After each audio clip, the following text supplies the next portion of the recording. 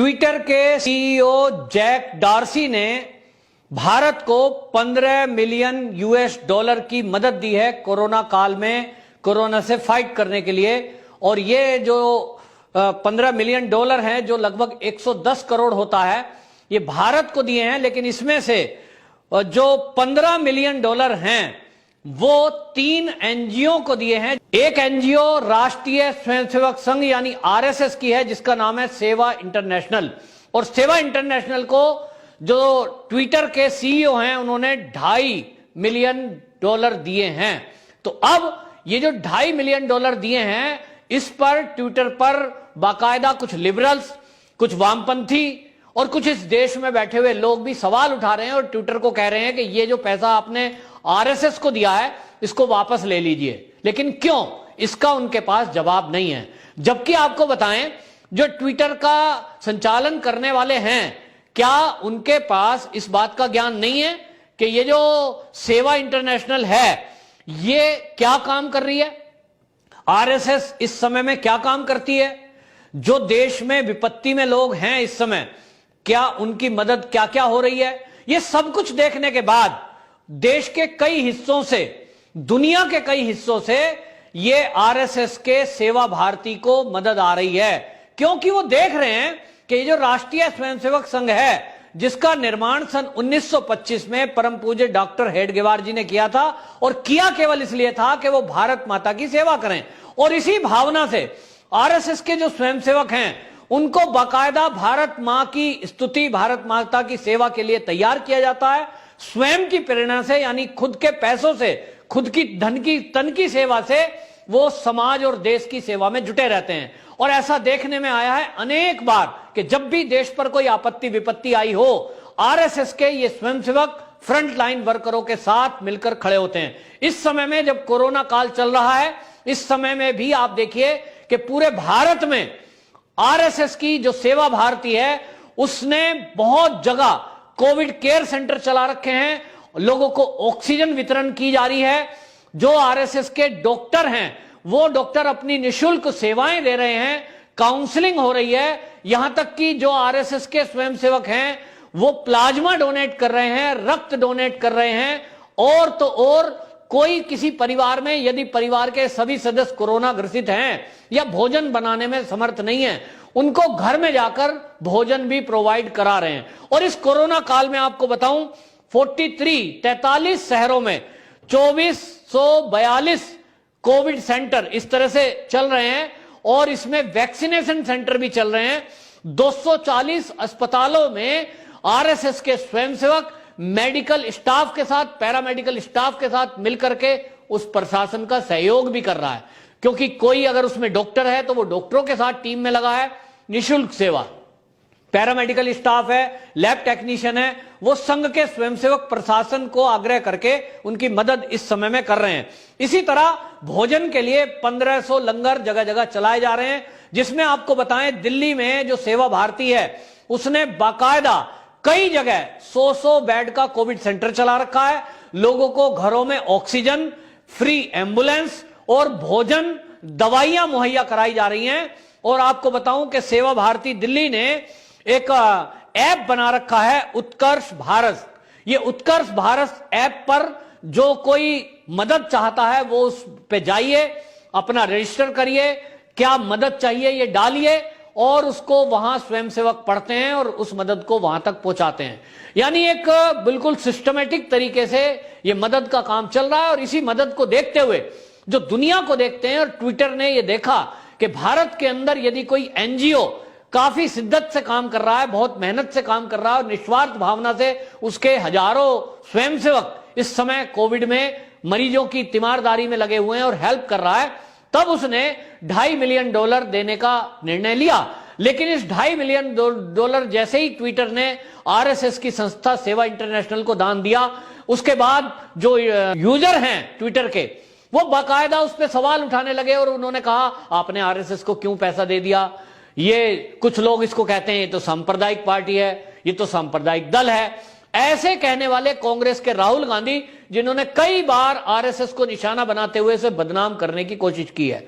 आपको बताएं, कांग्रेस के ऐसे लीडर हैं जो उसकी तुलना कई बार कट्टरपंथियों से करते हैं। और राहुल गांधी ने एक टीवी इंटरव्यू में एक विदेशी के साथ बैठे हुए बाकायदा ये सवाल भी उठाया था कि आरएसएस के स्कूल उसी तरह से हैं जैसे पाकिस्तान में जिहादियों के मदरसे चलते हैं, और वहां वो पाकिस्तान में कट्टरपंथ की शिक्षा देते हैं, रेडिकल इस्लाम की शिक्षा देते हैं, वहीं इस तरह से ये एक विशेष हिंदुओं को आरएसएस के जो स्कूल हैं उनमें शिक्षा दी जाती है। ऐसा कहकर वो आतंकवादी संगठनों की और रेडिकल इस्लाम की आरएसएस के स्वयंसेवकों से तुलना कर रहे थे।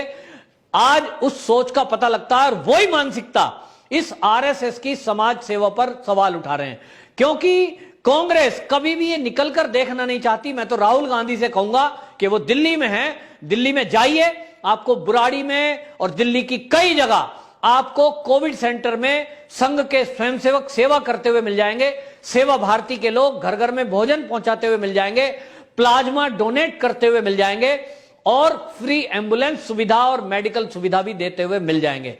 लेकिन यदि आप नहीं देखना चाहें तो आरएसएस फिर आपको खराब ही दिखेगा, जैसी आपकी मानसिकता।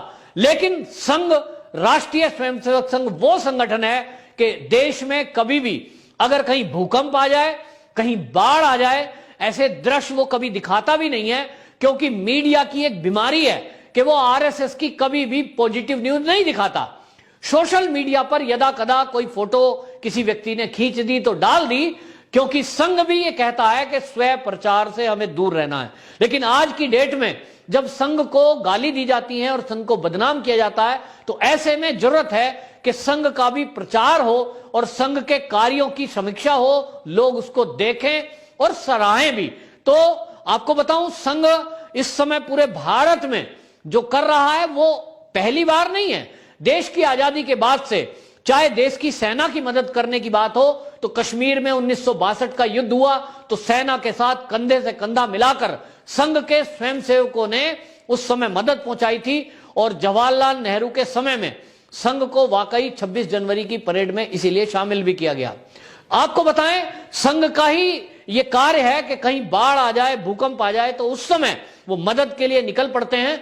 और वो उस समय मदद करते समय ये नहीं सोचते कि जिसकी हम मदद कर रहे हैं ये किस धर्म से वास्ता रखता है, किस जाति का है। क्योंकि जब मदद कर रहे हैं तो ऐसे बहुत सारे फोटोज आपने देखे होंगे कि संघ के स्वयंसेवक, चाहे वो कोई भी किसी भी धर्म का पालन करने वाला हो, उसकी मदद को आगे आए हैं, और यही धर्म सिखाता भी है। तो राष्ट्रीय स्वयंसेवक संघ की इसी काम को देखते हुए, इसी रिपोर्ट को देखते हुए, और पिछले साल जो कोरोना का काल भारत में आया था, उस समय पूरे भारत में एक उदाहरण बनकर राष्ट्रीय स्वयंसेवक संघ और राष्ट्रीय स्वयंसेवक संघ का जो अनुषांगिक संगठन है सेवा भारती, वो सामने आया था।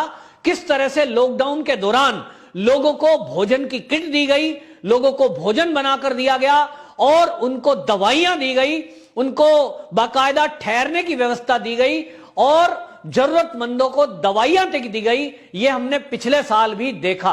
और इस साल जब कोरोना की महामारी में बड़े बड़े डॉक्टर और मेडिकल स्टाफ भी कोरोना का संक्रमण होने के डर से अपने घर पर बैठ गए हैं, ऐसे में आपको बताऊं कि संघ के स्वयंसेवक फ्रंट लाइन वर्कर बनकर प्रशासन के साथ भी कंधे से कंधा मिलाकर खड़े हैं और स्वयं के कोविड सेंटर चलाकर लोगों को प्राथमिक उपचार की सेवा दे रहे हैं। मैं खुद गाजियाबाद जिले का निवासी हूं, वहां 6 स्थान पर कोविड सेंटर चल रहा है, जहां बड़ी खूबसूरती से लोगों को बढ़िया व्यवस्था की गई है, भोजन की, रहने की, ऑक्सीजन की, एम्बुलेंस की, और जरूरतमंद लोगों को प्लाज्मा या रक्तदान भी देने की। और इसी तरह लोगों को काउंसलिंग दी जा रही है। जो लोग काउंसलर हैं वो अपनी काउंसलिंग देते हैं। कुछ लोगों को घर पर ऑक्सीजन की अगर जरूरत महसूस हो रही है, उनको या तो सेंटर पर लाकर ऑक्सीजन दी जा रही है या उनके घर पर ऑक्सीजन प्रोवाइड कराई जा रही है। बहरहाल संघ के इस काम को देखते हुए विदेशों में बैठे हुए ट्विटर के सीईओ को यह समझ में आ गया कि राष्ट्रीय स्वयंसेवक संघ जो दुनिया का सबसे बड़ा सामाजिक संगठन है, उसके अंदर काम करने में पारदर्शिता है और वो देश और दुनिया के हित में काम करता है। संघ के स्वयंसेवक भारत के अलावा दुनिया के अनेक देशों में रहते हैं, लेकिन वो जिस भी देश में रहते हैं उस देश के हित में काम करते हैं, चाहे वो अमेरिका हो, चाहे वो रूस हो, चाहे वो जापान हो।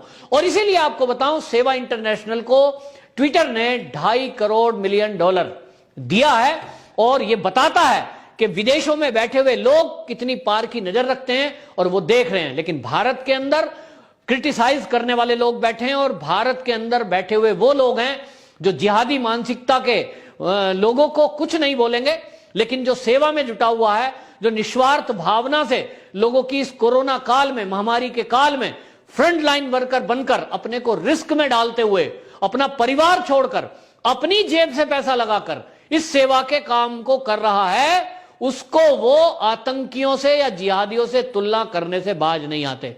तो सोचना यह है कि जब एक विदेशों में बैठी हुई कोई संस्था इसके बारे में यह सोच रखती है आरएसएस के, तो हम भारत के लोग अपने ही देश में, जो हमारे ही देश की एक संगठन, हमारे ही देश की संस्था, हमारे ही देश के लोगों के लिए जो सेवा में लगे हुए लोग हैं, उनके बारे में किस तरह का भ्रामक प्रचार करते हैं, किस तरह की भाषा का इस्तेमाल करते हैं।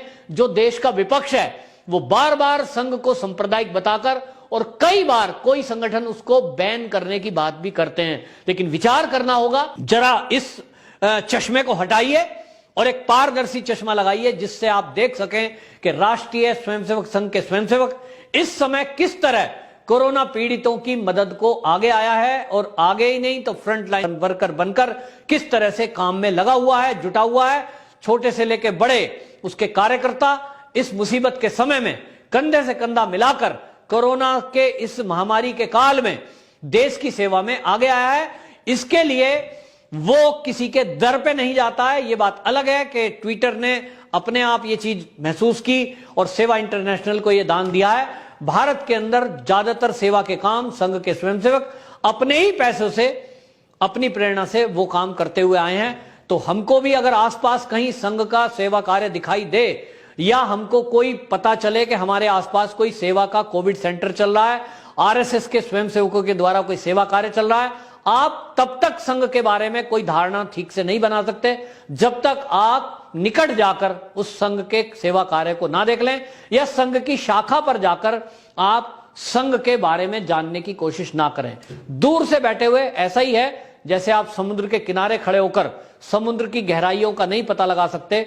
इसी तरह संघ की शाखा के बारे में या संघ की कार्य पद्धति के बारे में, संघ की विचारधारा के बारे में आप पार्क के बाहर कहीं खड़े होकर उसकी शाखा को देखकर या सेवा कार्य होते हुए देखकर, दूर से खड़े होकर देखकर आप उसके बारे में कोई आइडिया नहीं लगाया जा सकता। और इसलिए अब जब ट्विटर ने ये पैसे दिए हैं तो जो लोग इसकी आलोचना करने में लगे हुए हैं, ट्विटर को सीईओ को ये लिख रहे हैं कि ये पैसा वापस लिया जाए, उनसे मैं विनती करता हूं कि एक बार कम से कम वो सेवा के काम को, आरएसएस के सेवा भारती के कार्य को पहले देखें, उसके बाद ट्विटर के सीईओ को कोई ट्वीट करें। वंदे मातरम।